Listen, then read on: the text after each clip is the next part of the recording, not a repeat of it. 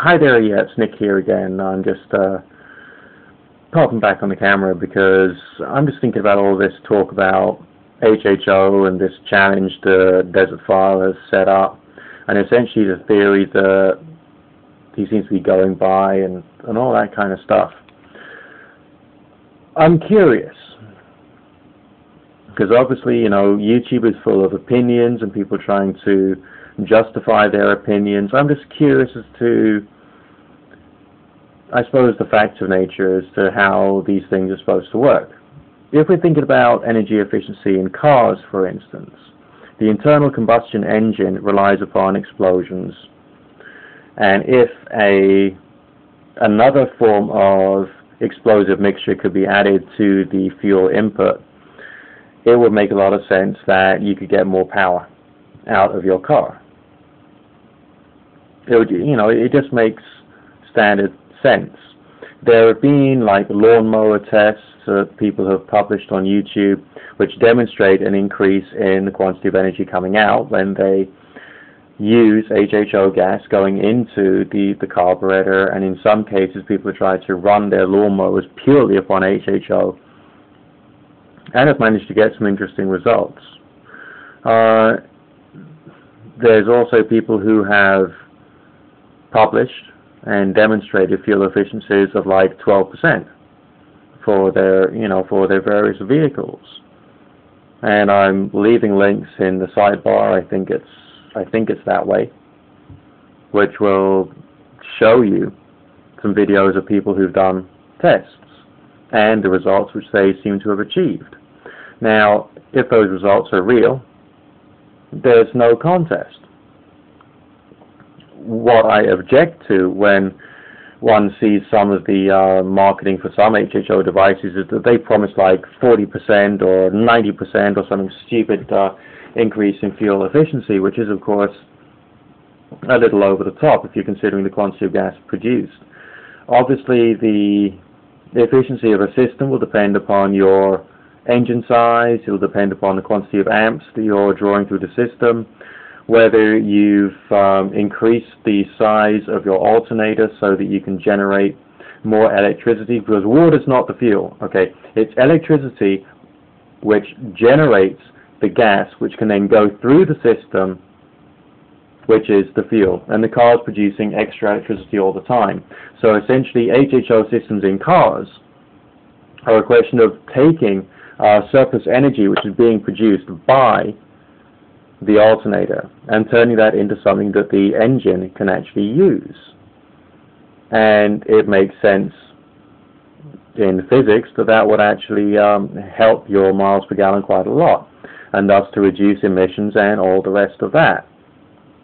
Now, if there is a flaw with this argument, tell me. Obviously, I'm just airing this because I'm curious as to how the whole debate works out.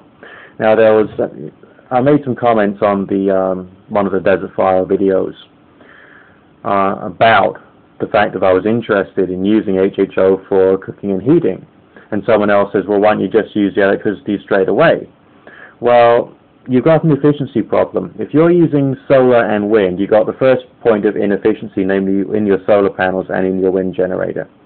The second point of inefficiency is in the storage of the electricity itself, because batteries store in an inefficient way.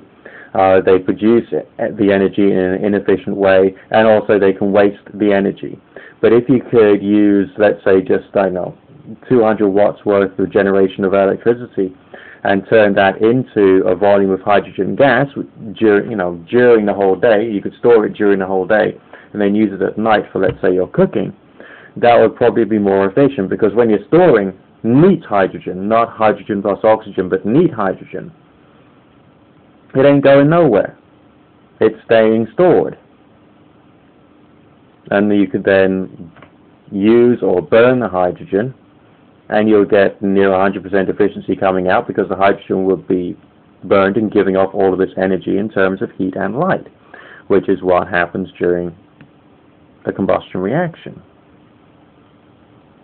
So it would appear to me to be much more efficient to use either H2 or HHO as a means of cooking, than it would be to have efficiency losses in your solar panels and in your wind generator, inefficiency losses in storage, inefficiency in the quantity of time that you leave the electricity in your batteries for storage, as well as the inefficiency of, let's say, the kettles and stoves which you're using to generate the heat, which then will then be taken up by a saucepan or frying pan in an inefficient way. You got like 6 points of inefficiency there. You got fewer points of inefficiency if you're generating the gas and storing it. So that's just something else to think about. Now, have a look at the links in the sidebar, especially the Zero Fossil Fuels video and the values that he's claiming that he's made, and basically tell me what you think. As far as can some efficiency be generated, I think we can say yes, more or less without any doubt, because we're injecting a very explosive mixture into an engine which relies upon explosions. Now, obviously, the volume produced by your cell will be an important issue here. The efficiency of your cell, the efficiency of your electrolyte solution will also be an efficiency, an issue there. And the strength of your alternator will also be an issue. So there's lots of little things that will be taken into account in order to make the system, more efficient. But essentially, results have been achieved to a degree. And that's actually quite important. I mean, if you only produce, let's say, a liter of gas every 3 hours, then obviously it would have very little effect. If you were to produce 3 liters or 6 liters of gas, then per minute, then that would obviously have a much greater effect than if you were to produce less. So there's lots of things that's got to be worked out.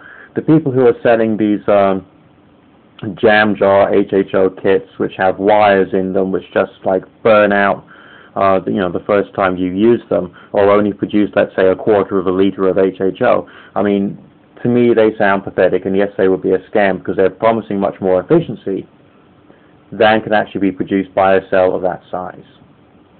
So there's lots of things that have got to be taken into account.